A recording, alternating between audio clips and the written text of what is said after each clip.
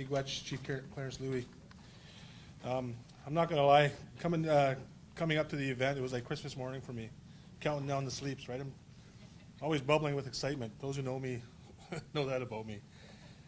But very inspirational hearing the comments from Chief Collins, who I know and work with, and those comments, those visions, the words of Chief Clarence Louie, it cannot but inspire you as a First Nation person, leader, entrepreneur. You cannot be probably not inspired by those comments. To introduce it's a great pleasure for me to introduce our next speaker. He's a good friend of mine and definitely somebody I look up to. Byron LeClaire. Byron LeClaire is the Director of Energy Projects for the Pick River First Nation. Mr. LeClaire is leading the charge on behalf of Pick River, utilizing Aboriginal and non-Aboriginal partnerships to support their involvement in many different projects. They have developed 3 operational hydroelectric facilities and are currently working with new wind and water energy projects representing nearly $500 million of new investment. With over 20 years of experience, Mr. LeClaire serves as President of Cagayan Power Corporation and Vice President of Business Development for Begatong Power Corporation, a partnership between Pick River and Interjex Renewable Energy. A staunch advocate of Aboriginal rights, Byron LeClaire has spoken on topics related to Aboriginal people, resource development projects, and the benefits of First Nation business partnerships. He has served as a counselor for the community of Pick River First Nation for several years. Once again, I'm very happy to announce and introduce Byron LeClaire.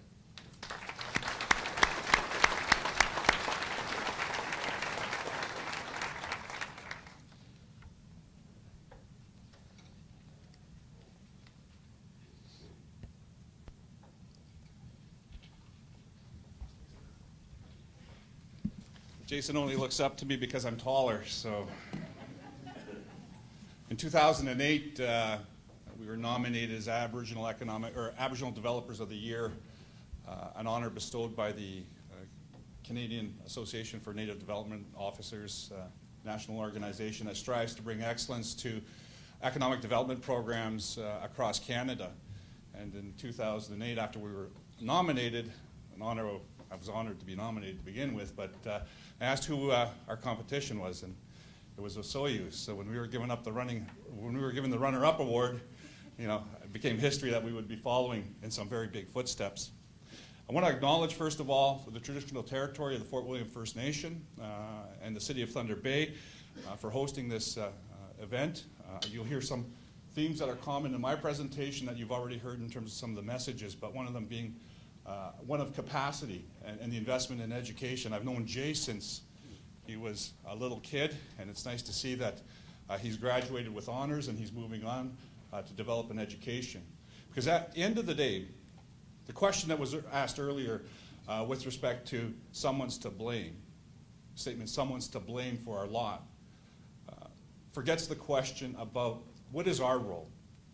What can we do as First Nation communities to change where we are with respect to our regions, how we fit within those economies, and what we can do to benefit those communities.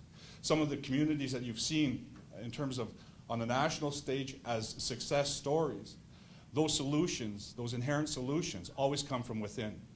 Very early on in my career, and I know the introduction says 20 years, but I was a bit fibbing. I'm actually closer to 30 years now in my capacity. But very on in my career, early on, I came to understand that the solutions that would drive the economy of Pick River had to come from within. That Pick River could not rely upon government funding, transfer payments to develop our First Nation out of the despair that it was confronted with. We were typical of many other First Nations. We had high unemployment, a lot of social problems. Our economy was cyclical in terms of environment. And we understood that we had to change our mindset with respect to how we were going to approach economic development. This idea of job creation that relies on government transfer payments is an idea that's very short-sighted. And in 1982, the Pick River First Nation created the Pick River Development Corporation, its first foray into commercial development. And in my mind, that signaled a change in our philosophy. Our approach to economic development would no longer rest on government handouts, annual transfer payments. As a believer, I believe in the philosophy of the golden rule. He who has the gold makes the rules. And to rely on government transfer payments really beholdens you to whatever the government priority may or may not be.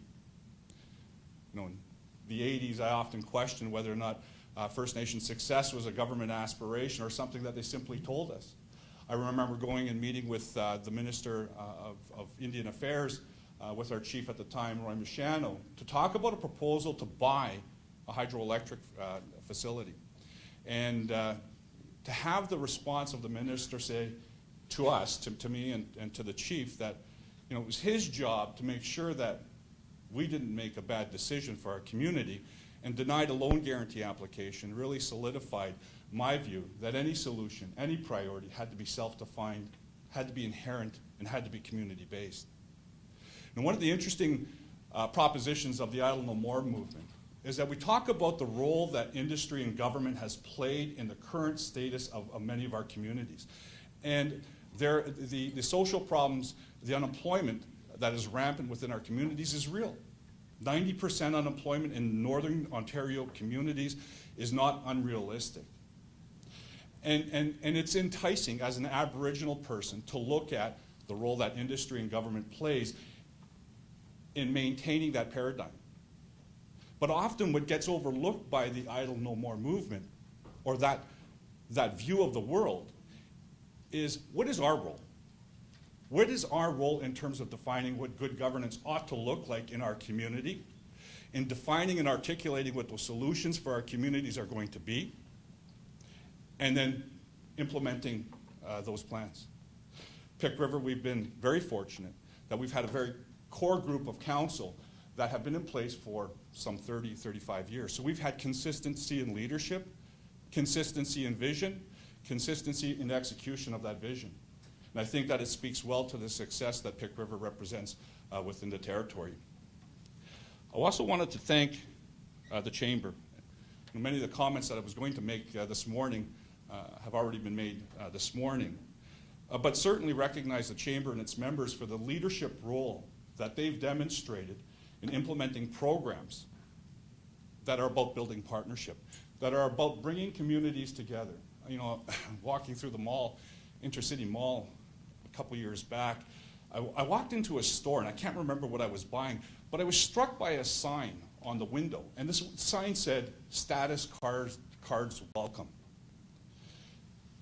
To see Joe Moses, who was a member of the Pick River First Nation, serve as chair for the Chamber, shows the very leading edge, the leading vision that the Chamber brings in terms of articulating what's important for the Thunder Bay business community, what's important with respect to philosophy and their belief in partnership building. I'll get a little bit doom and gloom here for just a second. One of the controversial issues that we've been dealing with in Thunder Bay, and certainly I've resisted the temptation to engage in the debate, is the personification of what Aboriginal means. Some of us have seen the images on Facebook. Some of us have seen the images on the internet in terms of what the Aboriginal community is. And I've often wondered, what public interest, what good as a community can be gained through the highlighting of people in despair? People that have already lost everything that there is to lose. Hope, family, prosperity, all of the things that many of us take for granted. And to paste those images in a very public form, to somehow think that we as a community are going to be better off at the end of the day, is not a connection that I'm capable of making.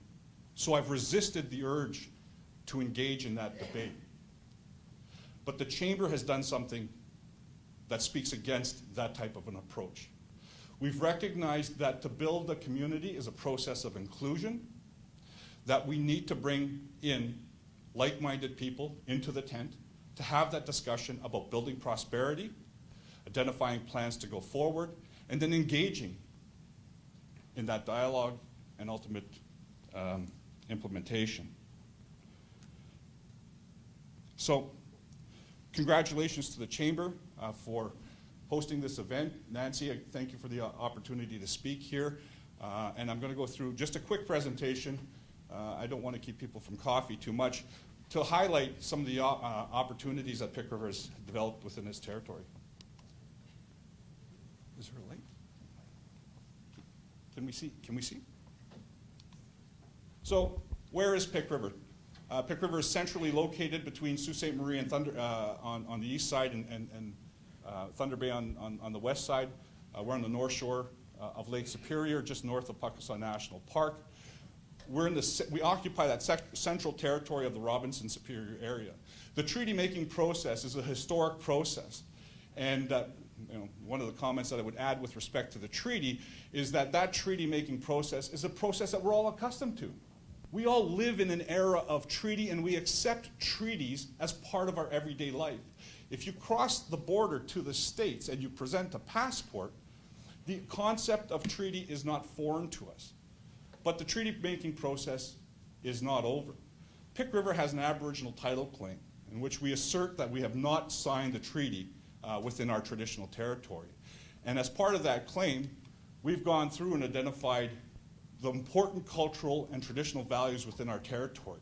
There are 12,400 values that have been identified that define our traditional territory. The inner part represents more of our current land use patterns.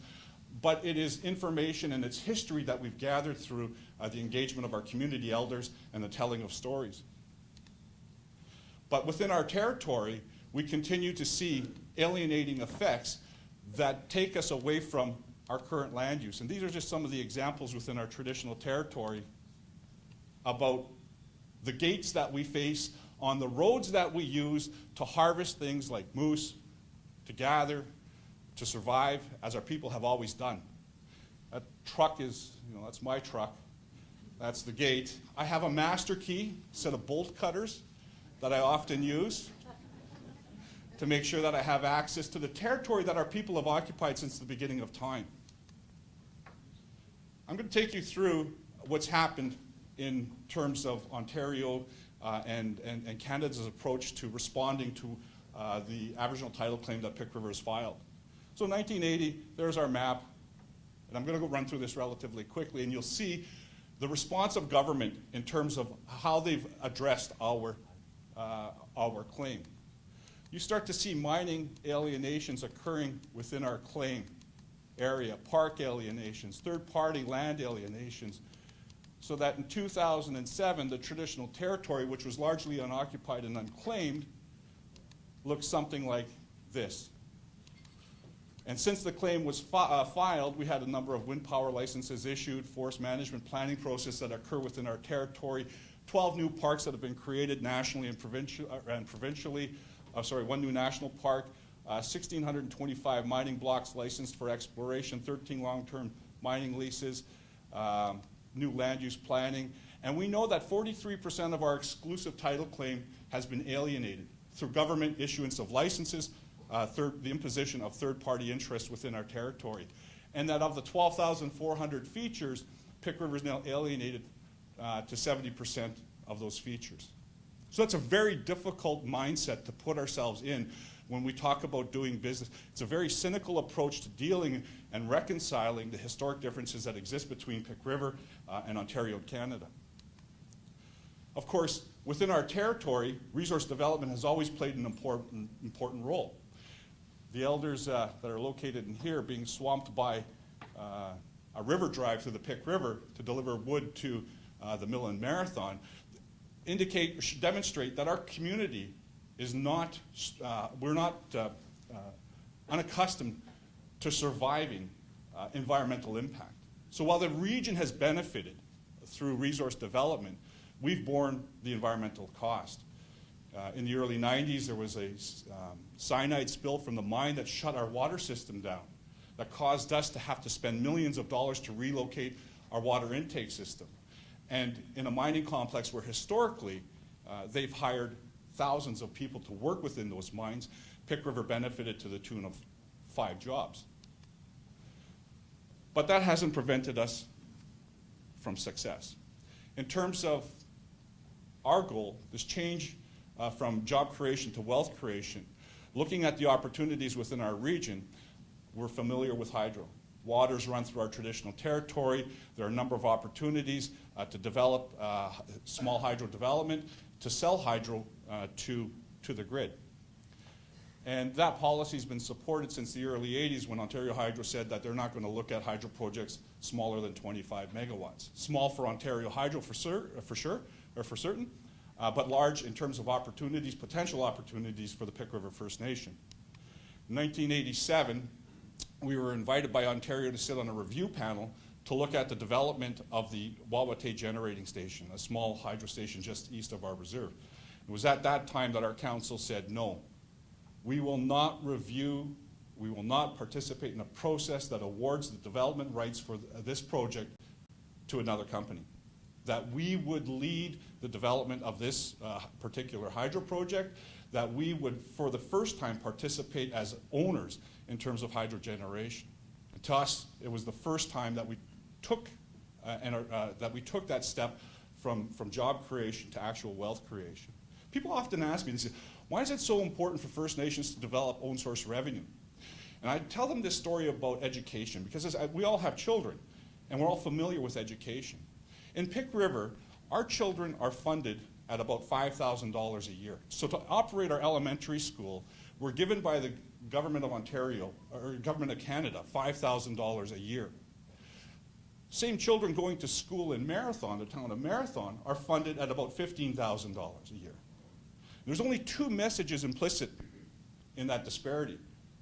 Either our children are worth 1/3 the children in Marathon are worth, or we are 3 times the financial managers that they are in Marathon. So in order for us to close those gaps, we have to develop own source revenue to make up that difference, to make sure that our kids are given good education systems. So Wawate Generating Station, we produce about 69,000 megawatts a year. That's sold to the province. The Twin Falls Generating Station, this is an interesting project. Again, Pick River now owns 100% of this particular development. We produce about 17,000 megawatt hours of generation. And Umbata Falls, which is the most recent, is our largest project. We produce about 109,000 megawatts of generation. What's interesting about this particular project is that it was built within a provincial park system. And some of you will know that Pick River is no longer being alienated and forced from its own lands. That we're looking for, I see an orange flag waving away, so I know that coffee must be on.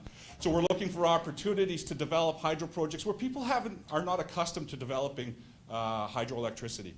Inside a national park, people say it's impossible to develop hydro potential within a national park.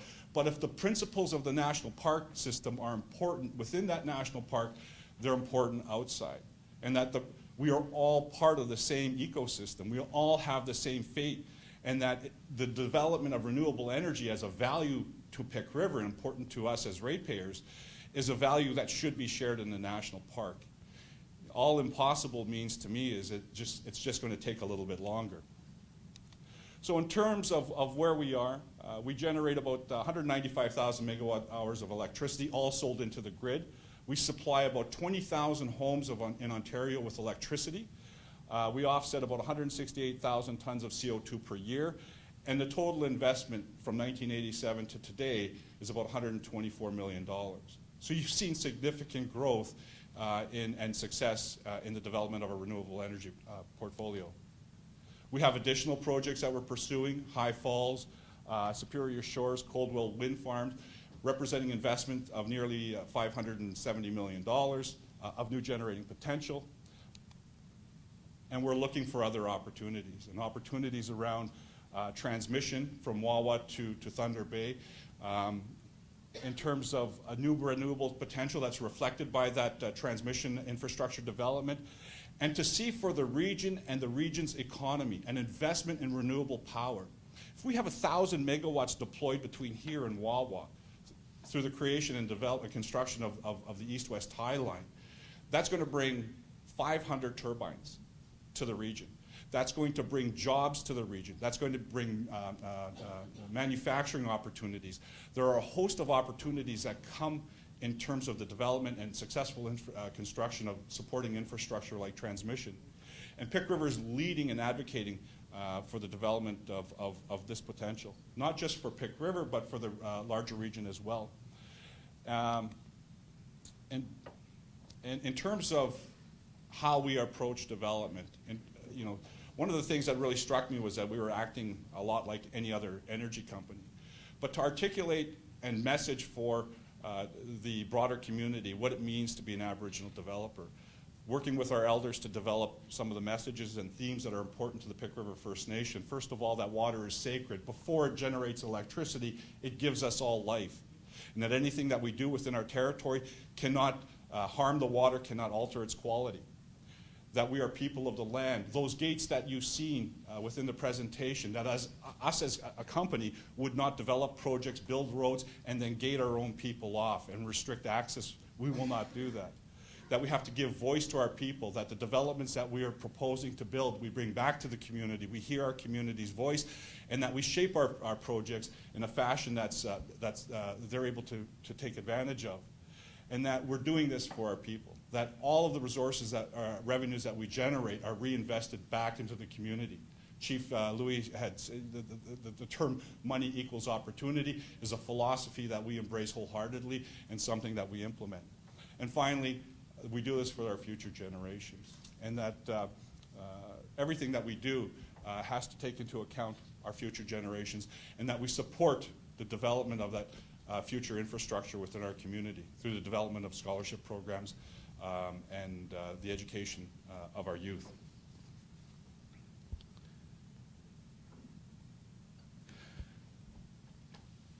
In bringing back Joe to Pick River and having Joe come to and work for our community, I'm a believer.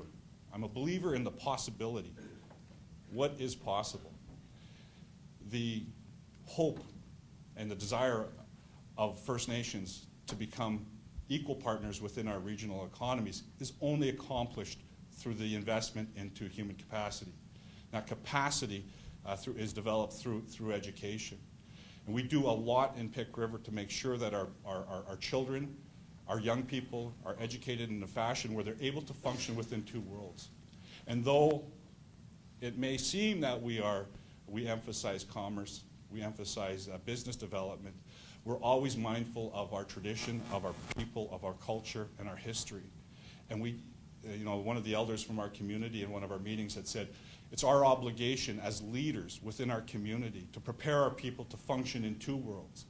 That we must prepare our people to be business leaders, to be engineers, to be environmental sciences, lawyers, all of the things that we need in order to function as commerce. But as fathers and as mothers, grandfathers, grandmothers, it's incumbent upon us to make sure that we educate our people to function within the traditional world as well, that we can't walk away from who we are. With that, I'm going to thank the organizers for the invitation. I appreciate your attention and your time. Again, thank you to Joe for the invitation to come and speak. Thank you.